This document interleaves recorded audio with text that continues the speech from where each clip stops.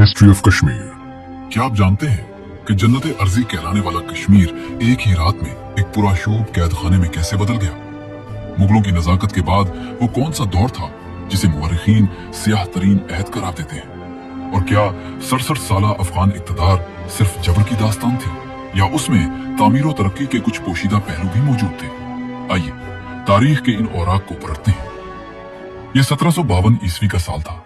कश्मीर के मुगल गवर्नर आपस में लड़ रहे थे और अवाम बदहाली का शिकार थी। इस अफरा तफरी के आलम में कश्मीर के कुछ मकामी लोगों ने, जो मुगलों की नाअहली से तंग आ चुके थे, अफगानिस्तान के ताकतवर हुक्मरान अहमद शाह अब्दाली को दावत दी कि वो आकर कश्मीर का इंतजाम संभाले। अहमद शाह अब्दाली ने अपने एक तजुर्बाकार जर्नैल अब्दुल्ला खान इश्क आकासी को एक बड़ी फौज देकर कश्मीर भेजा। मुगलों की आखिरी बच्ची खिच्ची फौज ने मुकाबला तो किया, लेकिन अफगानों के जोश और ताकत के सामने वो रेत की दीवार साबित हुई। अब्दुल्ला खान ने श्रीनगर में दाखिल होकर अफगान परचम लहरा दिया और यूं कश्मीर दुरानी सल्तनत का हिस्सा बन गया। अफगानों का तर्ज हुकूमत मुगलों से बिल्कुल मुख्तलिफ था। मुगलों ने कश्मीर को अपना घर समझकर सजाया था, लेकिन अफगान इसे एक फतहशुदा इलाके के तौर पर देखते थे, जहां से ज्यादा माल और दौलत इकट्ठी की जा सके। अफगान गवर्नर अपनी सख्ती के लिए मशहूर थे। वो बगावतों को कुचलने के लिए किसी भी हद तक चले जाते थे। इस दौर में कश्मीरियों पर बहुत भारी टैक्स लगाए गए। किसानों और ताजिरों को अपनी कमाई का बड़ा हिस्सा अफगान खजाने में जमा करवाना पड़ता था।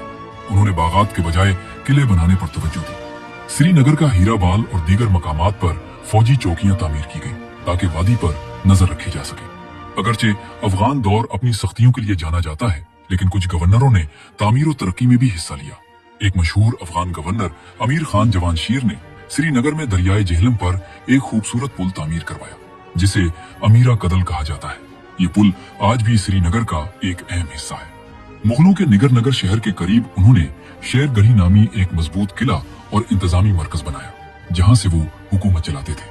अगरचे उन्होंने नए बागात नहीं बनाए, लेकिन मुगलों के बनाए हुए बागात को अपनी तफरीह गाहों के तौर पर इस्तेमाल किया और उनकी किसी हद तक हिफाजत भी की। अफगान दौर का एक दिलचस्प किस्सा अता मोहम्मद खान का है, जो कश्मीर का अफगान गवर्नर था। इसने एक अजीब काम किया। इसने काबुल के बादशाह से बगावत कर दी और कश्मीर को एक आजाद रियासत करार दे दिया। अता मोहम्मद खान ने अपने नाम के सुक्के चलाए और कश्मीर के दिफा के लिए पहाड़ों की चोटियों पर किले बनवाए। इसने सूफी बुजुर्गों के मज़ारात पर हाजिरी दी और कश्मीरियों का दिल जीतने की कोशिश की। ताहम काबुल से आने वाली एक नई फौज ने इसे शिकस्त दी और कश्मीर दोबारा दुरानी सल्तनत के बराह रास्त कंट्रोल में चला गया। ये वाकया जाहिर करता है कि खुद अफगान गवर्नर भी कश्मीर के जादू में आकर वहां अपनी अलग बादशाहत कायम करना चाहते थे।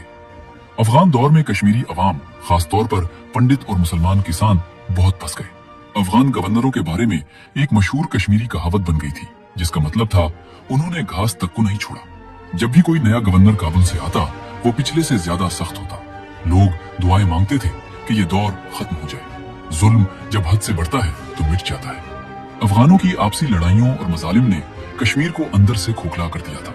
कश्मीरी पंडितों के एक वफ्द ने लाहौर के सिख हुक्मरान महाराजा रंजीत सिंह से मदद मांगी।